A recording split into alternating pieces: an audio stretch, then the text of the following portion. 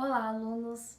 Esta é a segunda parte do módulo 1, onde nós vamos falar sobre Cristo, redenção e graça.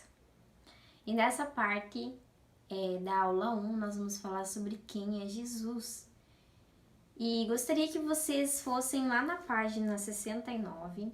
Eu gostaria que vocês antes lessem essa apostila para que vocês realmente venham compreender, além daquilo que vai ser falado, ou foi falado na apostila, aquilo que vai ser falado também aqui em aula, para a gente realmente captar e entender aquilo que está sendo ensinado, né? E façam as atividades que estão na página 75, que é umas questões, né?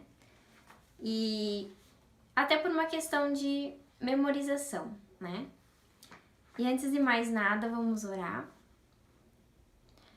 Senhor, eu te agradeço por este momento e te agradeço, Senhor, por estar conosco, tua presença aqui.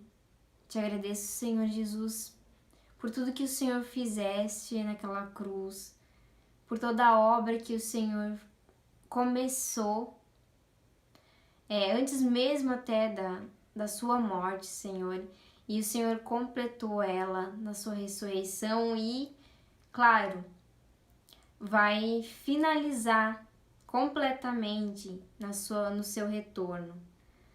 Senhor, nós acreditamos naquilo que o Senhor fez e começou, Senhor, e nós queremos fazer parte disso.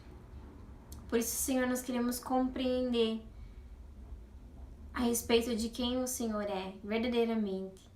Nos revela, Espírito Santo, quem é Jesus. Nos lembra, Senhor. Nos lembra daquilo que as Escrituras dizem a respeito do nosso Salvador. E peço, Senhor Jesus, para que nosso coração anseie pela sua vinda, Jesus. Anseie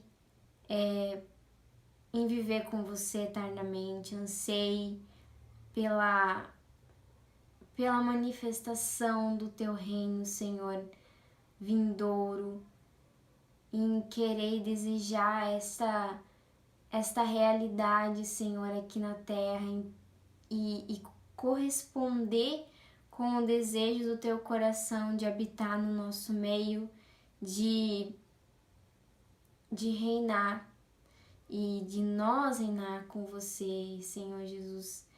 Nós te agradecemos e te louvamos e que o teu Espírito Santo nos capacite a te conhecer verdadeiramente, como tu é digno de ser conhecido e de nos levar a um relacionamento com você.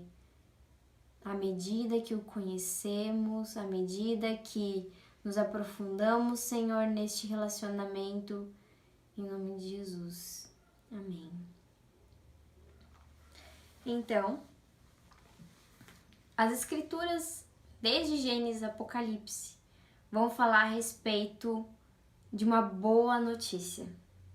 Você sabe muito bem que no Jardim do Éden, assim que depois da tragédia, né, da desobediência de Adão e Eva, em meio a todo aquele caos que estava acontecendo, surgiu, né, uma luz em meio àquele caos todo.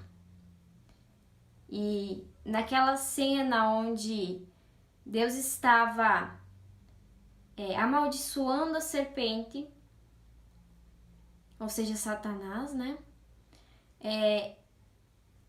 Ele fala para a serpente que o descendente da mulher pisaria o descendente da serpente e o descendente da serpente então morderia então o seu calcanhar, né?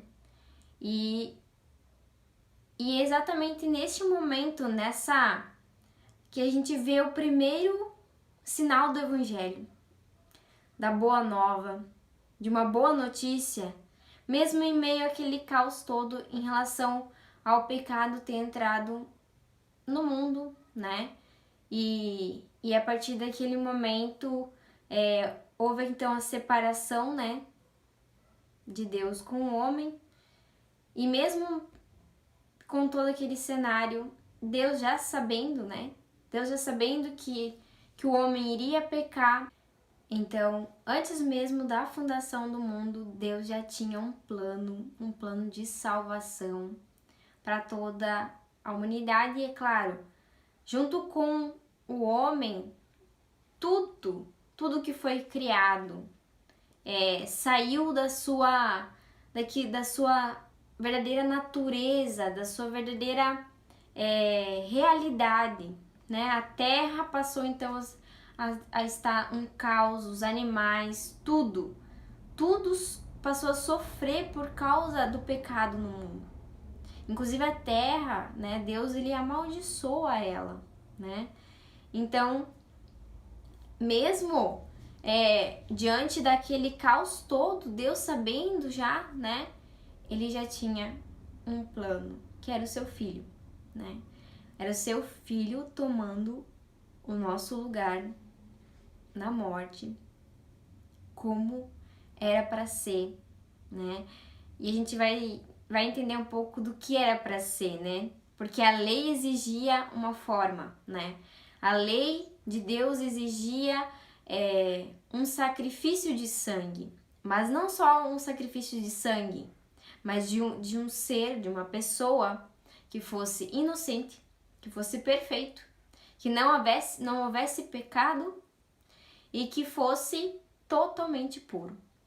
Um ser totalmente puro. Ou seja, somente Deus poderia então tomar o nosso lugar e se sacrificar, né, voluntariamente em nosso favor.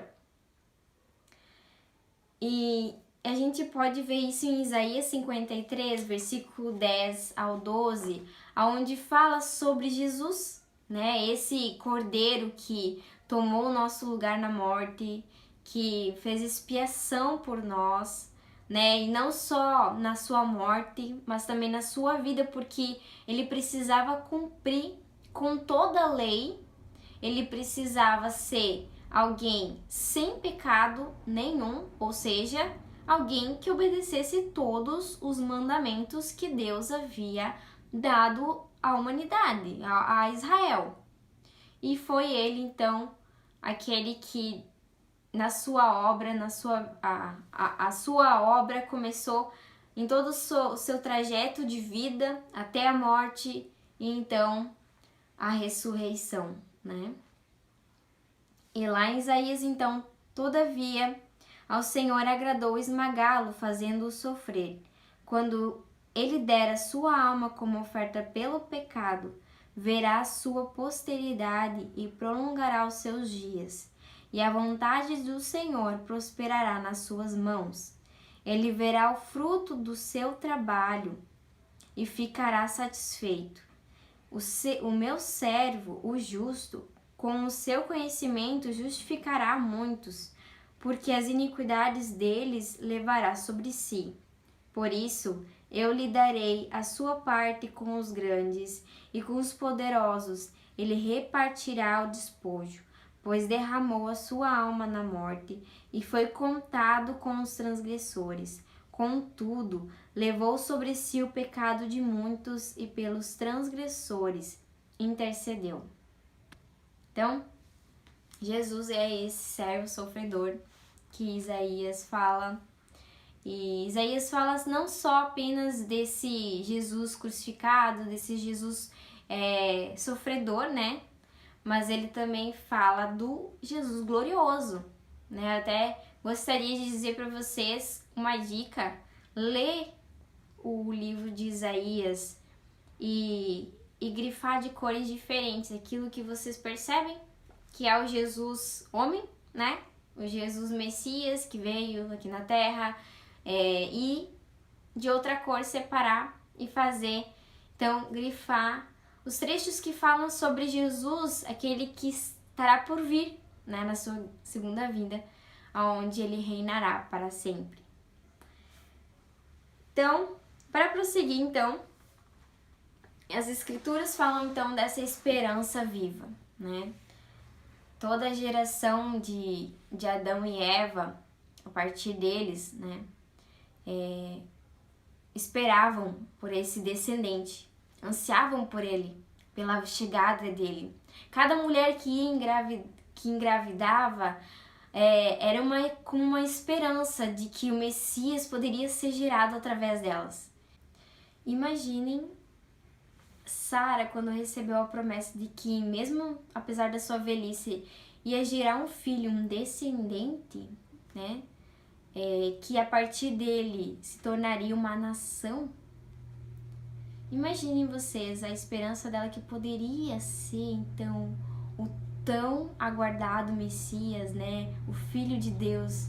Cada mulher que ia engravidar tinha essa esperança, né? De poder carregar o Filho de Deus. E toda palavra, não só nós temos profecias que falam a respeito do Messias, de Jesus, como também ele aparece para muitos dos homens, né? Abraão, né? Quem almoçou com Abraão, próprio Jesus, né? Inclusive Abraão reconhece ele como Senhor, vê que ele é diferente dos anjos que estavam acompanhando ele. E não só ele, como Jó teve também uma breve revelação de quem era Jesus. Inclusive ele fala, existe um amigo, existe um intercessor, um advogado diante de Deus que me defende. E Davi também, Daniel, inclusive, vê o Jesus glorioso, né, através de uma visão. E vários outros homens, né, a próprio Jacó, né, lutou contra Jesus. E é uma loucura, se tu for parar pra pensar, né? Imagina alguém lutar com Jesus, né? E pensar que estes homens fazem parte da linhagem de Jesus. Inclusive, lá na genealogia de Jesus, em Mateus, no capítulo 1, a gente vê que Mateus escreve Jesus como sendo descendente de Davi e descendente de Abraão, filho de Davi e filho de Abraão, né? E a partir deles, então, que se veio, então, o Jesus judeu, né? Um simples homem, né? Que nasceu numa família super simples, que existe sem muita invenção a respeito da vida dele, que foram geradas, né, por outras religiões, ou até mesmo uma ideia de se ter, né, de como era a realidade na época e tudo mais. Mas o que as escrituras falam é muito pouco ainda sobre como era a realidade aonde ele nasceu, como foi a infância dele. A gente tem poucas partes da Bíblia que descrevem essas fases que Jesus teve. Mas o que a gente realmente vê em toda a escritura, de Gênesis a Apocalipse, é a respeito de Jesus, ele sendo o Salvador, o Redentor, o Filho de Deus, a estrela da manhã, o leão de Judá e tantas outras descrições a respeito dele, que a gente inclusive pode meditar em cima delas, né? A raiz de Davi. A gente sabe que as escrituras dizem que Jesus, ele viria da tribo de Judá, né? Por isso que Jacó, quando ele profetiza a respeito do filho dele, de Judá, ele diz assim: Judá, os seus irmãos o louvarão. A sua mão estará sobre o pescoço dos seus inimigos. Os filhos de seu pai se inclinarão diante de você. Judá é um leãozinho. Da presa você subiu, meu filho. Ele se agacha e se deita como o leão e como leoa. Quem o despertará? O cetro não se afastará de Judá, nem o bastão sairá de entre os seus pés, até que venha Siló. E a ele obedecerão os povos. Ele amarrará o seu jumentinho ao vide e o filho da sua jumenta à videira mais excelente. Lavará as suas roupas no vinho e a sua capa em sangue de uvas. Os seus olhos serão cintilantes de vinho e os seus dentes serão brancos de leite. Gênesis 49, versículo 8 ao 12. Então essa passagem vai falar já sobre o reinado eterno de Jesus. E vejam que é muito antes, né, de Jesus ter vindo, né? E o Senhor sempre apontando apontando o Messias, apontando para o Salvador da humanidade, né? Salvador de Israel, né? O Redentor de Israel, o Redentor de toda a humanidade. Então, e a gente não só vê profecias, né, através dos seus profetas, porque Deus não faz nada sem antes falar para eles, né? São seus amigos. E também não só houve aparições de Jesus, né, se revelando a muitos homens, né, das Escrituras, como também a gente vê acontecimentos que representam Jesus, representam tudo aquilo que precisaria que ele passasse, né, desde o seu sacrifício que a gente vê, o tipo de sacrifício que Jesus teria que passar na vida de Abel, né, de Caim e Abel, e Deus escolhendo o sacrifício de Abel, porque era um sacrifício de um cordeiro, era um sacrifício de sangue, né, que precisava ser derramado, né. E a gente não só vê isso, mas também como também o sacrifício de Abraão, né, sacrificando o seu filho, né, e era o seu único filho, e ele amava ele. E a gente vê aqui que Abraão representava Deus e Isaac representava Jesus, né? Tanto que em João fala, né, que Deus entregou o seu filho único, unigênito, em favor de toda a humanidade e de todo mundo, né? Para que a gente pudesse realmente ter a revelação do amor de Deus sobre todos nós. O verdadeiro desejo que Deus tem de se relacionar com a humanidade, de que realmente a gente conheça Ele. Ele realmente deseja se revelar. E revelar o seu amor, e revelar a sua misericórdia, mesmo a gente não merecendo nada disso. Mesmo a gente não merecendo o sacrifício de Jesus. E também na vida de José, né? A gente vê que todo o sofrimento que ele passou foi para que ele pudesse salvar o seu povo e salvar outros povos. E Jesus é a mesma coisa. Todo o sofrimento que ele passou, tanto em vida como na morte, foi para que a gente pudesse ser salvo. E na vida de Moisés ele veio para libertar o povo de Israel, né, da escravidão do Egito. E assim Jesus, ele nos trouxe a libertação. E Moisés então foi escolhido, né, para libertar o povo de Israel da escravidão do Egito. E assim Jesus, né, veio para nos libertar da escravidão do pecado, né?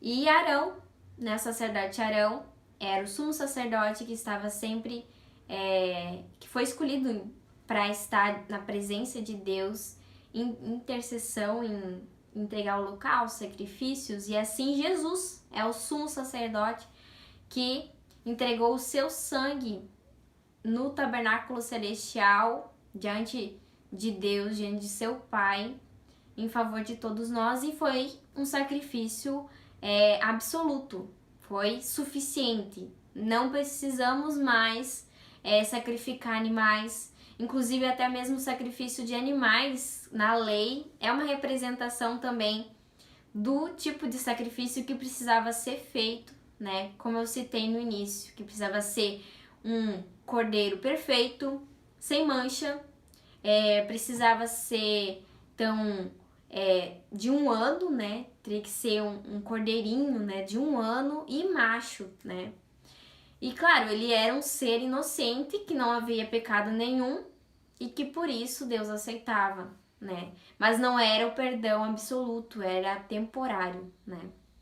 A gente sabe que por meio de Jesus, sim, a gente tem o perdão absoluto, porque a partir de Jesus a gente foi justificado pelo seu sangue, não merecidamente, claro.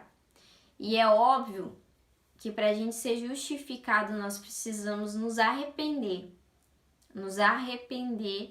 e confessar que cremos em Jesus, que ele é o Filho de Deus, né? E as escrituras falam que aqueles que não creem em Jesus como Filho de Deus, que não se arrependeram, a ira de Deus ainda está sobre eles. Eles ainda estão condenados à morte, ou seja, ao inferno. E não só isso, mas também lá no Novo Testamento a gente vê agora a promessa que foi feita para Abraão, para Adão, para Eva, se cumprindo num simples judeu e que andou entre nós, né? E o mais interessante não é só isso, né? Ele não só veio ao mundo porque parece que foi muito fácil para ele, né? Mas eu acredito que não. Porque ele sabia que queria ter que passar. Ele sabia. Porque ele era totalmente homem e totalmente Deus. E por esta razão, ele teve que experimentar a dor mais horrível para ele, que era a separação de Deus, né? Quando ele tá na cruz, ele é como se Deus abandonasse ele naquele momento, né? Ele não tivesse mais a presença de Deus Pai com ele ali. Eu acredito que essa foi uma dor muito, muito pesada para ele. E não só isso, mas também a dor de se esvaziar como Deus e se tornar um simples homem. Então, a vida de Jesus nós podemos dizer que foi sofrimento. E até mesmo as escrituras falam que pelo sofrimento de Jesus, ele aprendeu a obedecer. Né? Foi por meio do sofrimento que ele aprendeu a obedecer. E a gente pode ver que o nosso Consolador, né, que o nosso Salvador, que é a luz dos homens, que descrita nas escrituras, né, ele ressuscitou no terceiro dia. E isso já estava escrito nas profecias, em Oséias, em Jonas e inclusive em Salmos. Né? Salmos não é só um livro de oração, de cânticos, mas também é um livro profético, né? Que aponta para Jesus. Então ele morreu, foi humilhado, né? Mas mesmo assim não considerou as suas dores e mesmo assim ele entregou a sua vida em nosso favor, né? Obediente até a morte e morte de cruz, como Paulo fala em Filipenses 2, versículos 7 e 11. Né? Ele experimentou o castigo de Deus, a ira de Deus sobre ele. Não só apenas os nossos pecados, o que já era muita coisa, e as nossas dores e enfermidades, mas também experimentou a ira de Deus, que era para que nós experimentássemos. Ele provou disso. Então, não há como não ser grato, porque seria justo que Deus nos condenasse ao inferno, todos nós. Mas ele foi misericordioso e derramou a sua graça para que a gente pudesse experimentar o amor de Deus e a salvação. Mas Jesus, ele foi recompensado, né? Ele foi recompensado porque tudo está sendo colocado debaixo dos seus pés, ou seja, tem toda a autoridade nos céus e na terra, né? Ele vai governar toda a terra junto com os seus santos aqui. Então, imaginem que Isaías estava falando que ele veria o fruto do seu trabalho e ficaria satisfeito, é porque a obra que ele começou, ele vai concluir. Ele sabe que o trabalho que ele fez não vai ser em vão. E, inclusive, ele é nomeado como Jesus, como sendo o segundo Adão, porque ele cumpriu com a lei, diferente de Adão, que não conseguiu obedecer nem sequer um mandamento que Deus havia lhe dado, né? E também viveu todas as profecias que os profetas haviam falado em relação a ele até então, né? Mas nós cremos que aquilo que Deus fala, ele vai cumprir, inclusive a respeito do seu retorno e todos os acontecimentos que antecedem ou que irão acontecer quando ele voltar. Então, ele também é o nosso mediador, aquele que trouxe reconciliação de Deus com o homem, né? Ele é aquele que nos ligou novamente ao caminho, né? Ao novo e vivo caminho. Ele que nos deu acesso ao trono do Pai, aonde nós podemos chegar por meio da graça de Deus, né? Ele é aquele que nos defende diante do Pai, inclusive. Ele é aquele que fez expiação por nós, mas não só nos deu então o perdão dos nossos pecados, ele não só nos libertou do domínio do pecado sobre nós, ele não só fez a reconciliação nossa com Deus, mas ele também fez muito mais do que isso, muito mais. Ele abriu para que a gente pudesse nascer de novo, nos deu a oportunidade de carregar o próprio Deus, que é o Espírito Santo. Ele nos fez retornar, né, para Deus, no sentido assim de nos voltar para Deus, o que era impossível para o homem se não fosse através do Espírito Santo, né? Ou seja, esse processo de santificação que nós chamamos, onde nós estamos sendo transformados à semelhança dele, que é o padrão perfeito, ou seja, além de nós sermos justificados por meio do seu sangue, né, purificados, né, limpos dos nossos pecados, por meio também, claro, obviamente, do arrependimento, porque nós não podemos ser justificados sem arrependimento, mas também ele nos deu o poder, através do Espírito Santo, né, ele nos capacita a passar por um nascimento, por um novo nascimento, e aí passar por um processo de transformação até que Cristo venha. Então, são vários benefícios que Cristo nos trouxe por meio do seu sacrifício, da sua vida e da sua ressurreição. E assim também, por meio da sua vinda, da sua segunda vinda, nós teremos outros benefícios, que é a salvação, né? Que não nos foi dada merecidamente, mas gratuitamente. Não foi por causa de nós, mas foi por causa daquilo que Cristo fez. E por causa do Espírito Santo em nós, ele nos limpa, ele nos transforma de dentro para fora, para que sejamos aquilo que Cristo deseja que nós sejamos, e que é o Espírito Santo que nos leva a ter um relacionamento em que Deus deseja ter conosco, como amigos e como noiva de Jesus. como amigos de Deus e como noiva de Jesus, que está sendo preparada, que está sendo adornada, purificada por completo, santificada, no caso, por completo, para o retorno dele. E é ele que faz.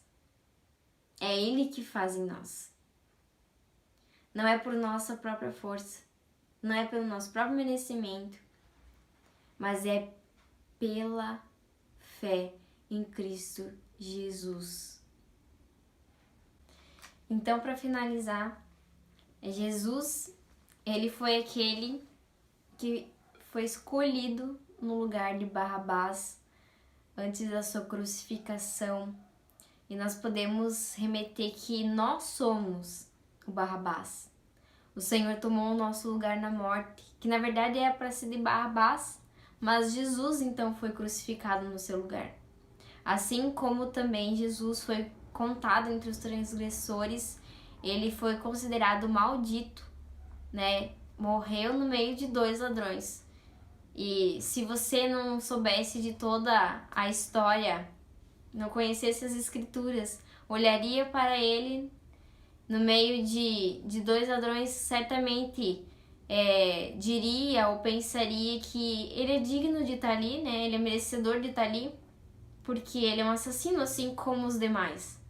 Mas quando a gente conhece toda a trajetória de Jesus, quando nós conhecemos a sua vida, conhecemos as profecias do Velho Testamento e todos os acontecimentos e fatos, e realmente entender quem ele é, nós diríamos que ele não era merecedor de estar lá. Certamente não era digno de Deus estar lá. Mas ele quis, ele desejou isso. Ele precisava estar ali, né? Para revelar quem ele era, para revelar o seu amor, para revelar a sua justiça, para revelar realmente o seu plano de redenção para toda a humanidade. E é isso, pessoal. Tchau.